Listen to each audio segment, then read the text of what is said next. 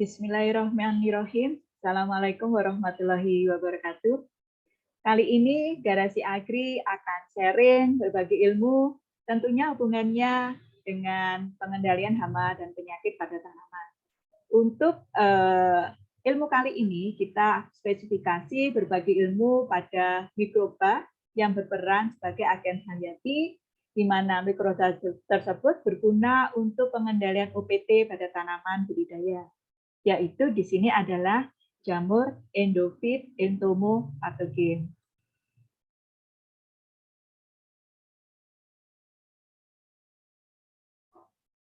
Sebagian besar sumber yang akan kita bagi dalam topik tentang jamur endofit entomopatogen tersebut adalah berasal dari referensi jurnal Fungal Entomopathogenic Systematic Review oleh Rajat Sharma dan dari Egyptian Journal of Biological Pest Control 2021. Kita masuki ke apa sih jamur endofit entomopatogen itu?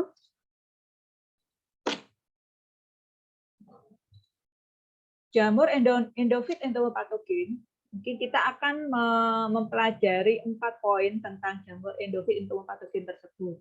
Yang pertama, telah lama dikenal sebagai patogen pada serangga dan jamur patogen.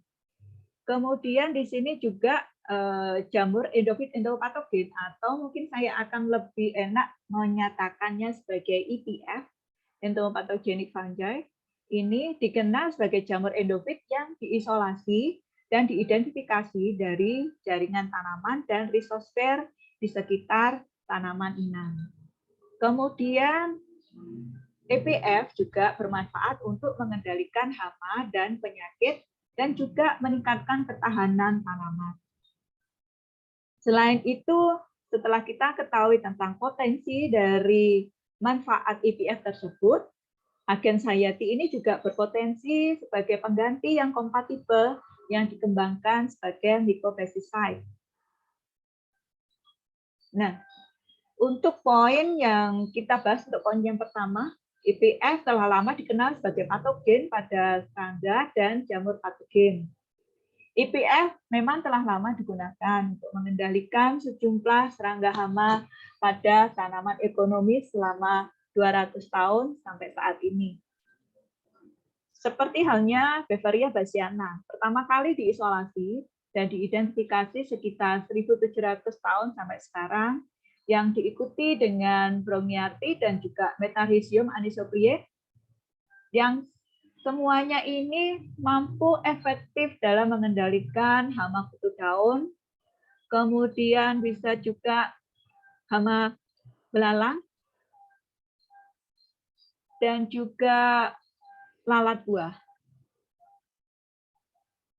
Nah, di sini EPF juga telah ditemukan bersifat patogen terhadap nematode fitopatogen dan hama tular tanah lainnya yang juga berperan sebagai jamur antagonis terhadap jamur patogen. Contohnya di sini adalah Beveria yang menghambat berbagai patogen tanaman, terutama patogen tular tanah seperti halnya Fusarium oxysporum, kemudian juga Rhizoctonia solani. Bahkan juga Beveria bassiana juga berperan dalam menekan tingkat infeksi virus mosaik kuning Zucchini pada labu. Sama halnya dengan Beveria bassiana, anisopliae juga ditemukan untuk meminimalkan penyakit layu pembuluh darah yang disebabkan oleh Ophiostoma ulmi Buisman. Sebelum kita memasuki untuk klasifikasi dari EPF itu sendiri, kita bisa pahami bahwa klasifikasi itu pada dasarnya diperlukan untuk mempermudah dan mengenal keanekaragaman dari setiap makhluk hidup ke dalam beberapa kelompok tersendiri. Untuk klasifikasi dari EPF, pada umumnya didasarkan pada ultrastruktur masing-masing. Misalkan di sini adalah struktur septumnya dan juga dinding selnya. Untuk struktur septum atau septa adalah sekat yang terdapat pada hifa. Jadi di sini hifanya itu apakah jenisnya ada yang bersekat atau ada juga yang tidak bersekat. Sedangkan untuk dinding sel pada jamur, dinding sel tersusun atas kitin. Jadi di sini kitin merupakan komponen utama untuk penyusun dinding sel jamur kelas Ascomycetes, Basidiomycetes, dan juga Deuteromycetes. Di sini, kitin merupakan struktur dari polisakarida yang menyusun eksoskeleton terutama pada serangga arthropoda. Selain itu, untuk klasifikasi IPF, ini juga berdasarkan morfologinya. Misalkan di sini mekanisme dari conidiogenesis. Mekanisme conidiogenesis ini adalah mekanisme pembentukan konidianya. Dalam hal ini, jamurnya termasuk spora asexual. Dan juga analisis genomik dan juga urutan RNA-nya. Dari sekitar 1000 IPF yang telah ditemukan, terutama di sini berdasarkan referensi, ditempatkan di 2 kelompok dasar, yaitu di filum Zygomysota, kemudian juga di filum Ascomycota. Meskipun demikian, Zygomysota berdasarkan referensi dari Rajat sama, itu bukan filum yang diakui berdasarkan klasifikasi yang diperiksa secara ulang. IPF yang diakui hingga saat ini yang telah ditempatkan di kelas berikut yaitu Zygomycetes, kemudian juga Hypomycetes, Pyrenomycetes, dan juga Labol Peniales dari filum Ascomycota. Contoh-contoh misalkan kita buat klasifikasi tentang EPF-nya. Contohnya misalkan di sini adalah Beveria. Beveria di sini berdasarkan Alexopoulos, ini masuk di kelas Esumicota, kemudian ordonya Moniales, dan genusnya termasuk dalam genus Beveria. Sama halnya dengan karakteristik dari EPF ini, kita lihat bahwa miselium jamur ini bersekat dan berwarna putih, konidiofor, bercabang-cabang dengan pola zigzag. Nah, kemudian di sini konidianya berbentuk bulat, hialin, bersel satu, dan tanpa sekat. Kemudian konidia ini muncul dari setiap ujung percabangan dari konidiofor. Kemudian kita lihat contohnya klasifikasi dari Metarhizium. Nah, masuk dalam kelas Deuteromycetes, genusnya itu masuk dalam genus Metarhizium. Untuk karakteristiknya, miselianya di sini adalah bersepta dengan konidia yang berbentuk lonjong. Konidiofor tumbuhnya tegak dan spora berbentuk silinder atau lonjong dengan warna hialin dan bersel satu. Dan pada umumnya memang masa sporanya itu berwarna hijau zaitun, bahkan ada juga hijau ke abu-abuan, bahkan sampai ke hijau ke kuning-kuningan atau putih gading. Nah, terlepas dari faktor lingkungan yang mempengaruhi terhadap invasi jamur dan adanya kesesuaian antara gen IPF dengan gen serangga hama, kita ingin tahu bagaimana sih mekanisme IPF dalam melakukan invasi ke tubuh serangga hama. Kita lihat untuk invasi jamur, proses infeksi pada serangga target diawali dengan penempelan propagul jamur ke eksoskeleton inang. Terdapat 3 tahap berurutan dalam proses invasi jamur tersebut. Yang pertama di sini adalah adsorpsi spora ke eksoskeleton serangga.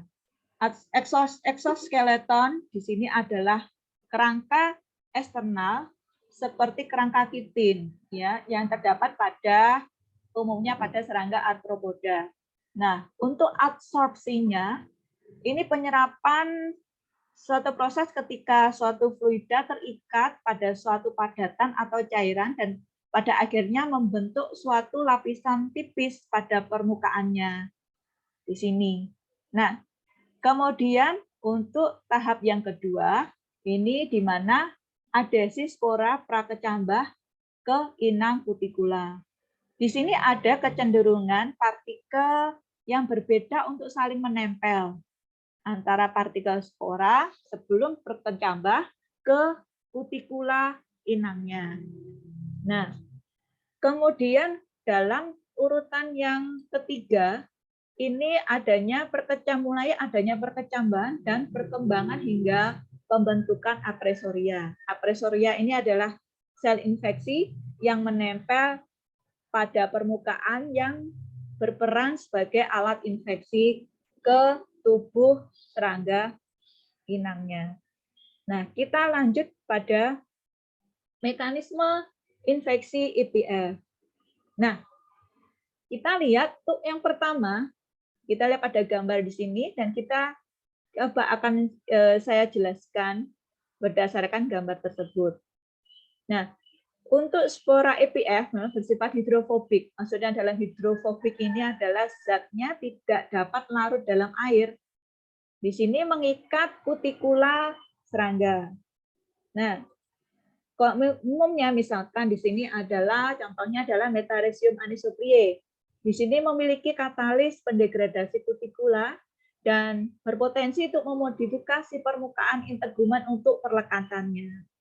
Selama perkembangan pra-perkecambah, saat konidium ini melebar, ekskresi lendir perekat terjadi dan meningkatkan interaksi hidrofobik antara konidium dan permukaan dari kutikula. Jadi di sini kutikula ini terdiri dari lapisan epikutikula, prokutikula, dan di sini baru adanya jaringan epidermisnya.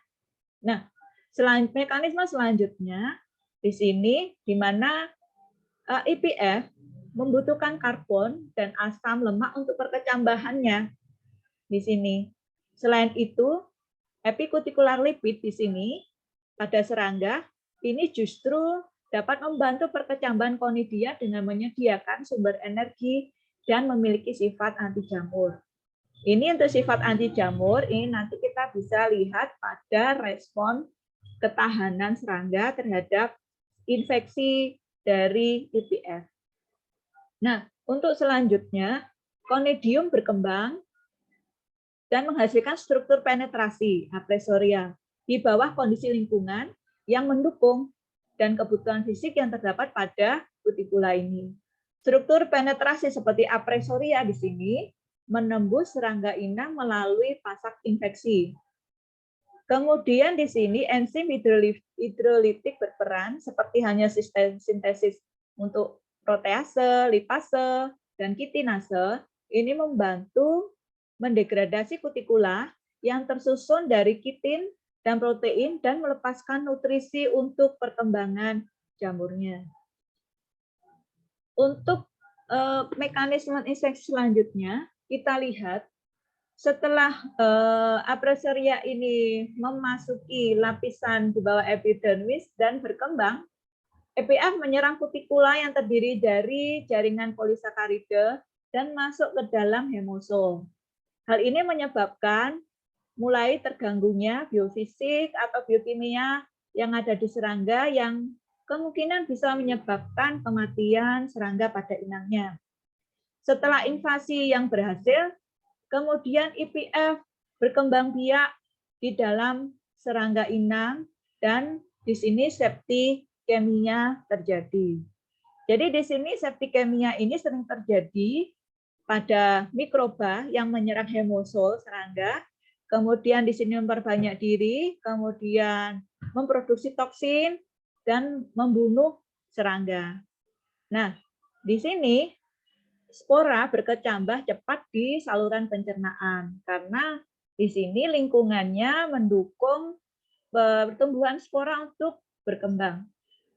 Kemudian selanjutnya untuk enzim virulensi hidrolitik EPF membantu dalam mendegradasi jamur saprofit dan mengaktifkan propenolisigase di hemolim.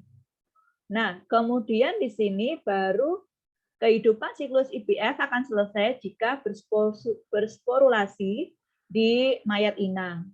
Dalam kondisi lingkungan yang merugikan, spora istirahat yang diproduksi di dalam serangga mati mungkin memfasilitasi jamur untuk bertahan dalam jangka waktu yang lama. Nah, akan tetapi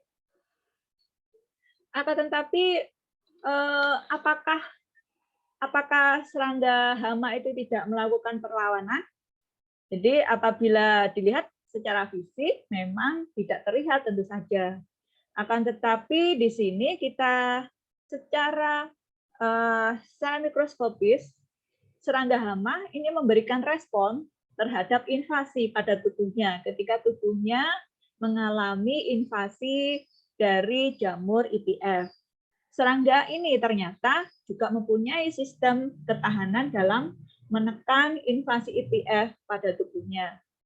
Contoh kita bisa lihat di sini pada respon serangga inang, di mana ketika serangga inang ini terkena invasi dari IPF, ini serangga inang ini melakukan respon bagaimana upayanya untuk bisa mencegah atau menekan invasi IPF lebih jauh ke dalam tubuhnya. Misalkan di sini yang pertama tentang fitur struktural seperti sklerotisasi. Sklerotisasi menghambat penetrasi, sementara enzim penghambat dan tirosinase ini menghasilkan melanin antimikroba yang terdiri dari pertahanan garis depan terhadap patogen yang lemah. Jadi di sini bisa kita jelaskan bahwa sklerotisasi ini adalah proses mengerasnya lapisan kutikula karena adanya zat sklerotin. Jadi di sini zat sklerotin adalah protein penyama yang tidak larut yang menyerap dan mengeraskan kitin pada lapisan kutikula. Jadi di sini diharapkan dengan adanya proses sklerotisasi bisa menghalangi terutama pada patogen-patogen yang mempunyai patogenisitas ataupun virulensi yang lemah dalam upaya untuk menginfeksi melalui lapisan kitin di lapisan kutikula.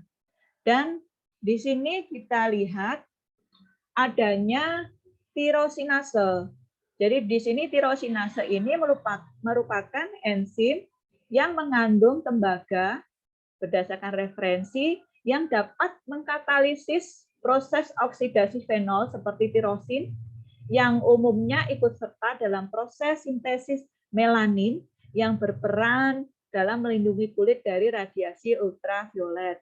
Jadi di dalam hal ini hubungannya dengan tubuh dari serangga inang, ketika serangganya ini memperoleh invasi IPF dalam tubuhnya, di sini enzim tirosinase ini melakukan proses sintesis melanin. Jadi di sini melanin ini yang berperan sebagai antimikroba. Jadi di sini diharapkan dengan adanya melanin antimikroba ini bisa menjadikan garis pertahanan terdepan dalam menghadapi invasi patogen, terutama patogen yang mempunyai virulensi ataupun patogenisitas yang lemah. Kemudian respon serangga inang yang kedua, kita bisa lihat bahwa spora dapat berkecambah dengan cepat di saluran pencernaan serangga, di mana kelembapan relatif tinggi. Tetapi di sini cairan pencernaan akan menurunkan perkecambahan hifa. Nah, kita bisa lihat tadi, spora akan mampu berkecambah di saluran pencernaan serangga.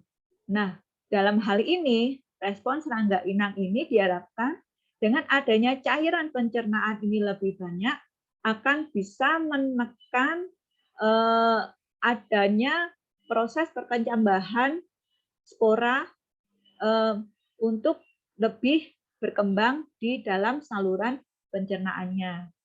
Atau mungkin menjadi terlalu basah atau mungkin terlalu banyak cairan sehingga di sini diharapkan dengan adanya banyak cairan pencernaan ataupun akan berlanjut ke semakin basah, ini bisa menekan perkecambahan spora untuk berkembang. Kemudian bisa juga misalkan di sini adanya epikutikuler, lapisan serangga yang terdiri dari lipid nonpolar yang akan menjadi penghalang bagi jamur entomopatogen yang tanpa menggunakan aksi lipase dan lipoksigenase. Nah, untuk yang selanjutnya, respon serangga inang diantaranya juga sebagai inhibitor protease yang juga hadir dalam hemolim serangga yang terinfeksi untuk membatasi infeksi yang menimbulkan kematian. Protease di sini adalah enzim yang berperan dalam reaksi pemecahan protein. Jadi diharapkan dengan adanya penghambatan pemecahan protein di sini dapat membatasi infeksi yang lebih jauh di tubuh serangga inang, terutama di hemolim serangga, sehingga dapat mencegah timbulnya kematian lebih lanjut lagi. Nah, sedangkan respon yang kelima, ini adanya kutikula lipid yang mempengaruhi perkecambahan Conidia beveria bassiana dan Pseudomonas fumosoroseus. Jadi sini misalkan di sini adalah nimfa kutu kebul yang di sini menghasilkan lapisan tebal lilin rantai panjang ester yang mempengaruhi perkecambahan spora. Nah, kutikula di sini merupakan salah satu bentuk ketahanan morfologi dari serangga terhadap serangga infeksi atau invasi jamur. Ini juga merupakan pertahanan garis terdepan dalam upaya untuk mencegah adanya invasi ataupun infeksi dari perkecambahan spora di permukaan kutikula atau di eksoskeleton dari serangga tersebut. Nah, berlanjut ke jamur endofit entomopatogen atau EPF yang dikenal sebagai jamur endofit yang ini diisolasi dan diidentifikasi dari jaringan tanaman dan risosfer di sekitar tanaman inang. Sebelumnya kita akan mengulas sedikit tentang definisi dari jamur endofit tersebut. Jamur endofit ini jamur yang berasal dari bagian tanaman seperti halnya daun dan batang tanaman sehat yang berada dalam sistem jaringan tanaman sehat. Atau bisa juga di sekitar risosfer dari tanaman inangnya. Di sini, jamur endofit umumnya hidup sebagian atau siklus hidupnya keseluruhannya berada di dalam jaringan hidup tanpa menyebabkan penyakit. Sebenarnya di sini jamur endofit pun juga ada yang berperan sebagai parasit. Itu juga ada berada di dalam jaringan tanaman, baik hidupnya sebagian atau siklus hidupnya keseluruhan di dalam jaringan tanaman hidup, dan kemungkinan akan timbul apabila tanaman tersebut mengalami cekaman, ya, sehingga ketahanan dari tanaman itu berkurang, sehingga dalam hal ini yang berkembang adalah jamur endofit yang bersifat parasit. Akan tetapi di sini kita akan fokus pada jamur endofit yang berguna, yang bisa bersimbiosis dengan tanaman inangnya, terutama simbiosis mutualisme. Endofit di sini bergantung pada tanaman inang untuk nutrisi dan memberikan pertahanan tidak langsung terhadap herbivora ataupun mikroorganisme terkait dengan tanaman inangnya. Nah, kemudian, jamur endofit yang terlibat dalam interaksi tanaman jamur ini juga telah digambarkan sebagai simbiosis mutualisme yang juga berperan sebagai pelindung dari tanaman inangnya. Seperti yang disampaikan sebelumnya, bahwa bagaimana sih cara perolehan dari jamur endofit itu? Cara perolehan untuk jamur endofit, kita bisa melakukan eksplorasi, baik melalui risosfer, atau tanah, ya. Jadi kita mengambil eksplorasinya dari tanah di sekitar tanaman inang dalam jarak mungkin sekitar 50 cm dari tanaman inangnya atau dengan kedalaman 10 cm sampai 20 cm dari atas permukaan tanah. Nah, dalam upaya eksplorasi jamur dari tanah, di sini kita bisa menggunakan metode, contohnya di sini adalah metode penyaringan bertingkat. Dengan melakukan metode penyaringan bertingkat apabila kita melakukan eksplorasi jamur yang berasal dari tanah. Kemudian kalau kita misalkan melakukan eksplorasi jamur endofit dari jaringan tanaman, kita bisa mengambil jaringan tanaman itu misalkan daun, ataupun juga akar, ataupun juga dari batang, dan jaringan tanaman yang lainnya. Dan kemudian kita melakukan eksplorasi dengan, dalam hal ini contohnya misalkan dengan metode pemotongan. Jadi di sini metode pemotongan, itu nanti akan kita biarkan dalam media padat PDA.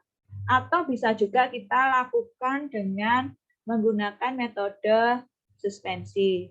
Di sini metode suspensi kita gerus jaringan tanamannya, kemudian kita larutkan di sini, kemudian nanti akan kita biarkan di media padat. Setelah kita lakukan eksplorasi, kemudian kita masuki ke identifikasi jamur secara makroskopis. Jadi dari hasil eksplorasi ini nantinya akan diperoleh beberapa jamur atau cendawan yang kemudian diinokulasi dan dimurnikan. Kalau di sini hasil inokulasi masih dalam satu media ini masih ada beberapa jamur yang ditemukan. Kemudian hasil inokulasi tersebut ini akan kita murnikan untuk memperoleh jenis jamur yang spesifik. Ya, jenis jamur spesifik tidak tercampur dengan jamur jenis yang lainnya. Sehingga dari hasil isolasi dan pemurnian tersebut kita akan memperoleh jamur-jamur baik itu jamur yang berguna maupun tidak berguna.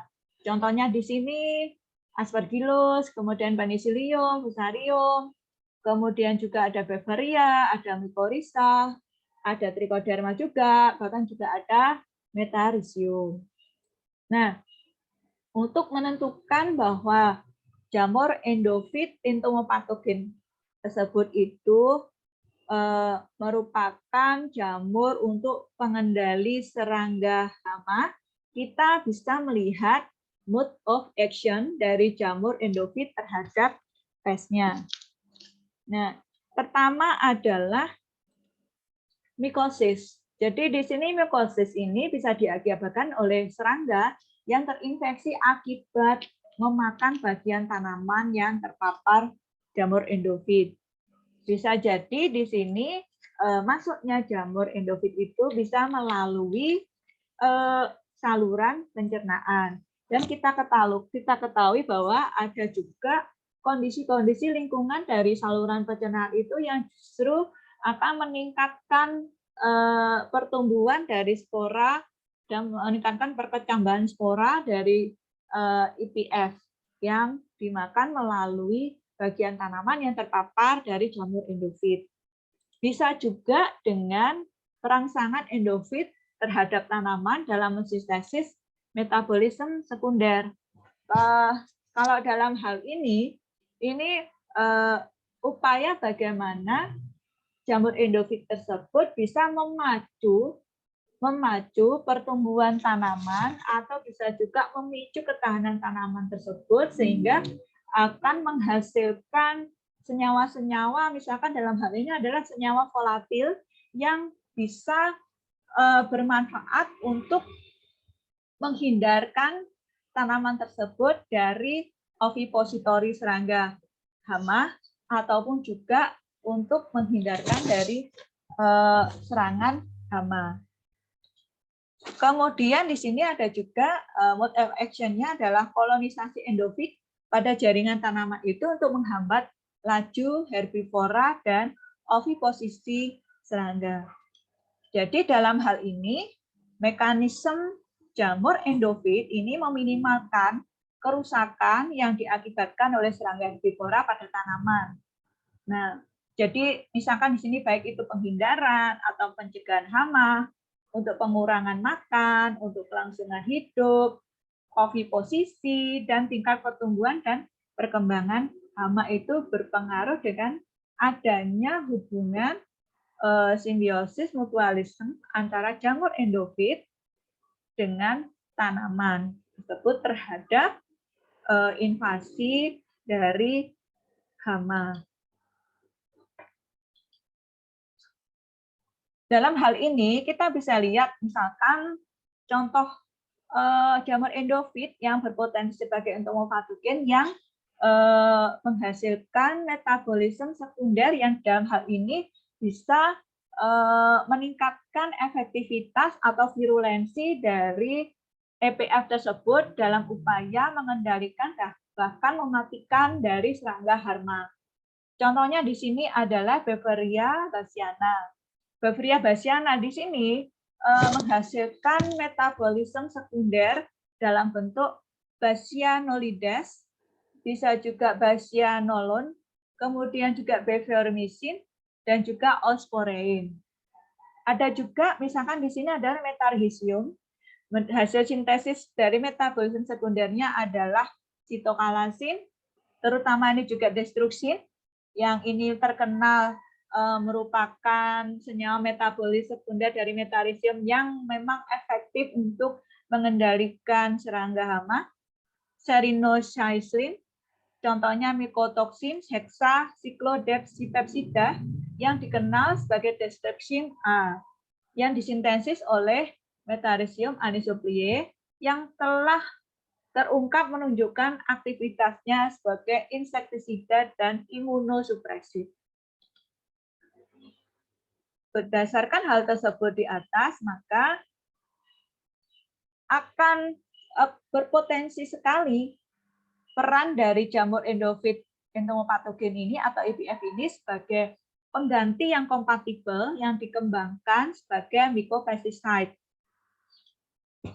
Jamur endofit entomopatogen atau EPF ini sebagai pengendali hayati serangga hama, kita bisa lihat potensinya merupakan salah satu praktek yang paling diinginkan dan efektif yang melibatkan penggunaan mikroorganisme alami. Kita ketahui melibatkan penggunaan mikroorganisme alami karena ini sumbernya berasal dari hasil eksplorasi dari jaringan tanaman atau bisa juga dari rhizosfer di sekitar pertumbuhan tanaman inang tersebut yang menghambat aktivitas hama dan dapat digunakan sebagai alternatif insektisida kimia. Kemudian di sini EPF juga memiliki beberapa atribut biologis. Misalkan di sini adalah mempunyai spesifikasi target, kemudian reproduksinya tinggi, waktu generasi pendek, jadi bisa cepat untuk dilakukan perbanyakan, dan kelangsungan hidupnya yang lama yang berperan penting dalam biokontrol serangga hama. Kemudian di sini juga EPF menjadi kandidat potensial untuk dimanfaatkan dalam program IPM. Jadi di sini ada beberapa jamur termasuk Beveria, Metarhizium, Isaria, Recanicilium, Rhizotella, dan Entomopatoroles yang digunakan sebagai entomopatogen. Banyak hasil riset-riset efektivitas EPF dalam upaya untuk pengendalian hama. Contohnya misalkan Beveria bassiana efektif melawan Lepidopteran, Coleopteran, dan juga hama Hemiptera. Sama halnya dengan Metarhizium anisopliae yang efektif melawan kumbang scrap atau rayap dan juga cutworm. Recanisium recani juga digunakan untuk mengendalikan serangga dalam ordo Hemiptera dan juga Thysanoptera.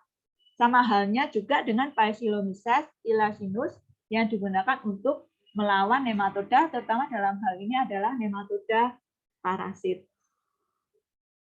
Nah, untuk budidaya tanaman sehat, dalam hal ini pemberdayaan musuh alami, kemudian monitoring, dan petani sebagai ahli PHT merupakan prinsip pengelolaan hama terpadu. Salah satu komponen utama dari PHT adalah pengendalian hayati yang berdasarkan pada ekologi, ekonomi, dan sosial. Agen EPH berperan penting dalam proses terciptanya agroekosistem yang stabil. Hal tersebut dapat dilihat dari kemampuannya dalam mengendalikan serangga hama di lapang dan juga berperan dalam upaya dilakukan formulasi secara massal.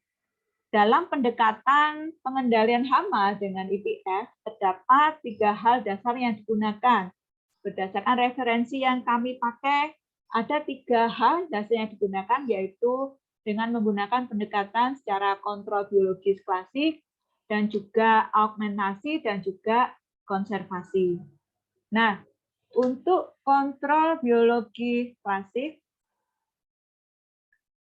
kita lihat kontrol biologi klasik ini adalah upaya bagaimana penggunaan agen hayati untuk mengelola populasi serangga hama dengan pengenalan sebuah agen kontrol biologis eksotis untuk pembentukan dan pengendalian hama jangka panjang yang berkelanjutan dan ekonomi yang permanen di lokasi baru. Sedangkan untuk yang augmentasi, peningkatan populasi musuh alami hama yang pernah ada dengan melepaskan varietas yang telah dikendalikan sifatnya. Pelepasan untuk populasi musuh alami hama ini dapat dilakukan dengan periode tertentu dan dalam jumlah tertentu pula. Jadi tergantung siklus hidupnya dan juga siklus dari pertanaman yang dibudidayakan.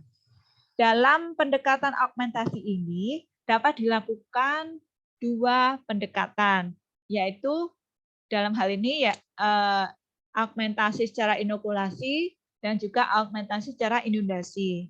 Untuk augmentasi secara inokulasi di sini dilakukan jika musuh alami dari areal pertanaman tidak bertahan lama dari waktu ke waktu. Jadi di sini tujuannya inokulasi adalah progeni dari musuh alami yang dilepas sehingga diharapkan untuk survive dan multiply. Pada umumnya strategi ini bersifat preventif.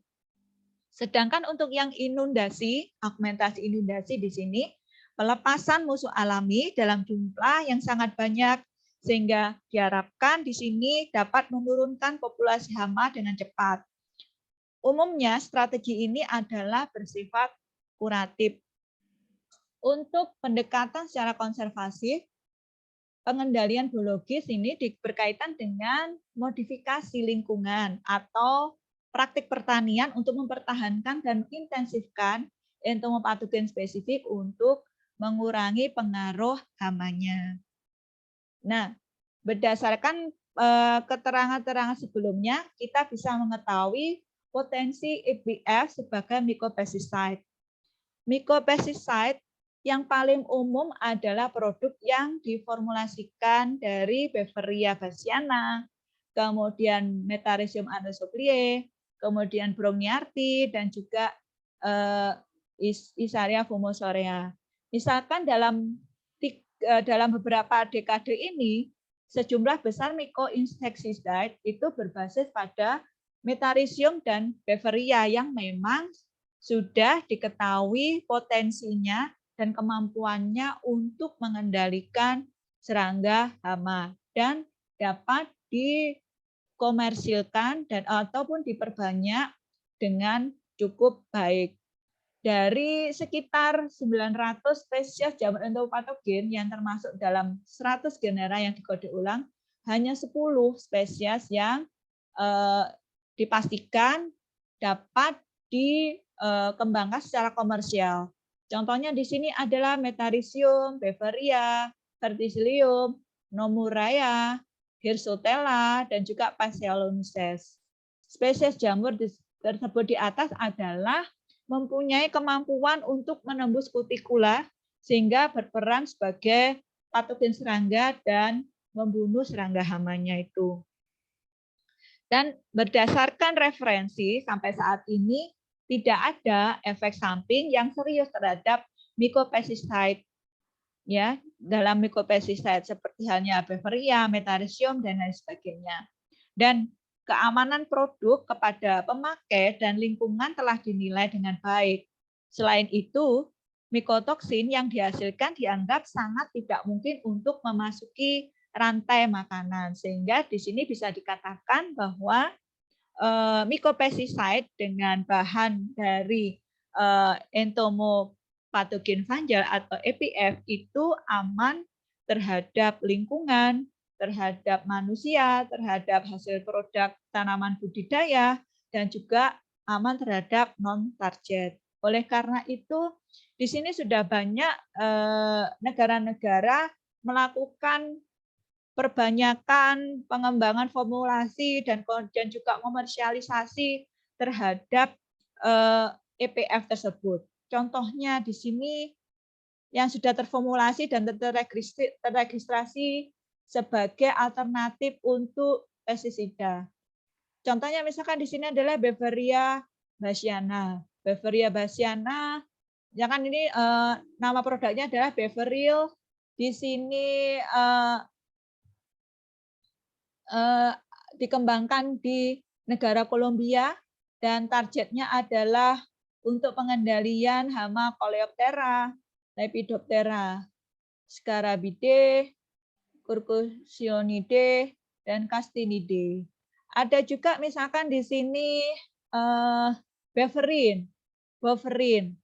Nah, Beverin ini sumbernya dari juga Beveria bassiana. Ini dikembangkan oleh negara Rusia untuk mengendalikan pest seperti halnya untuk lalat buah kentang dan juga Siscia pomoneta. Nah, ada juga untuk Leccanetium leccani. Contohnya misalkan di sini produknya namanya adalah Mycotal. Ini dikembangkan di negara Netherlands.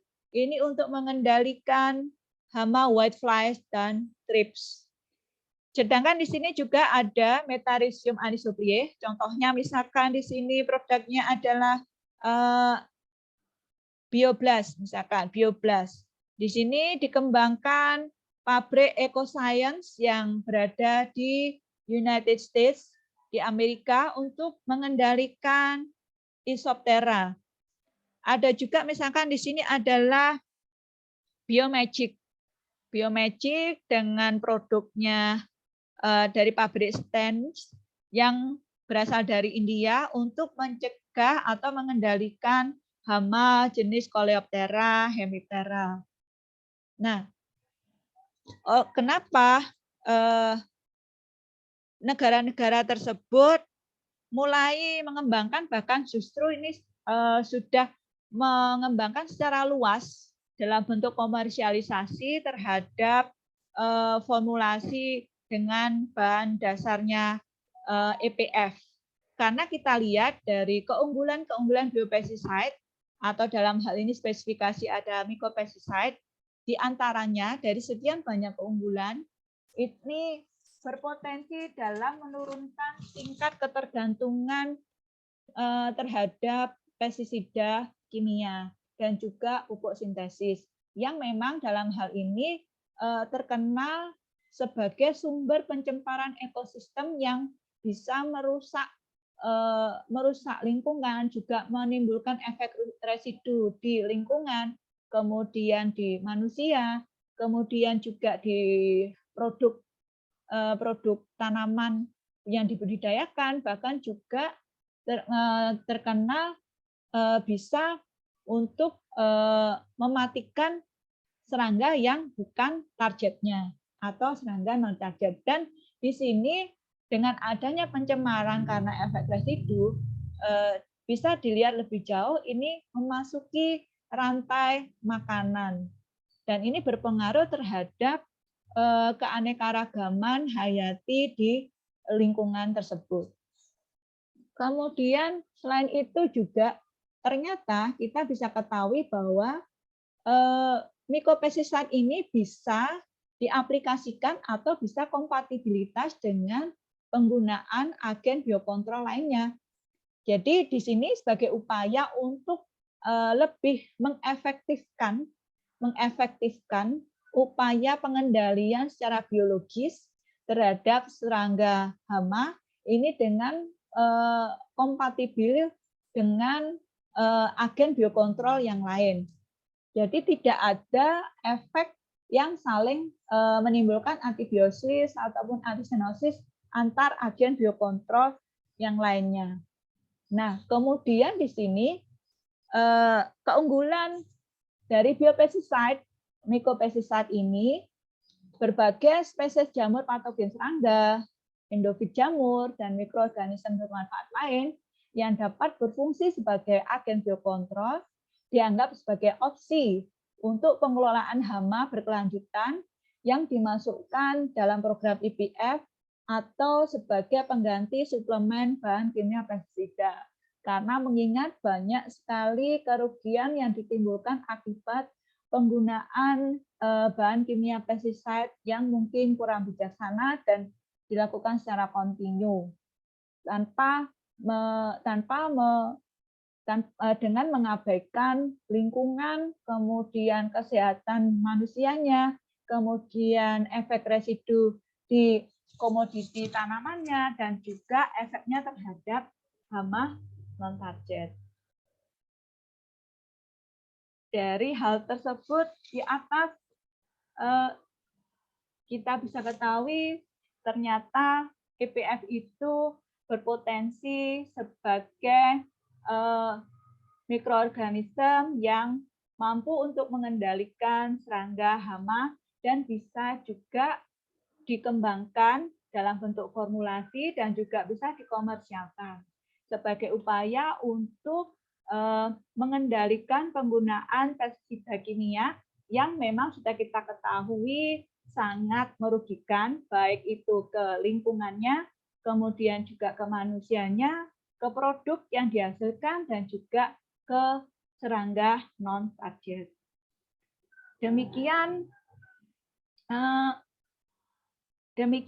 waktu berbagi ilmu dengan Garasi Agri berakhir.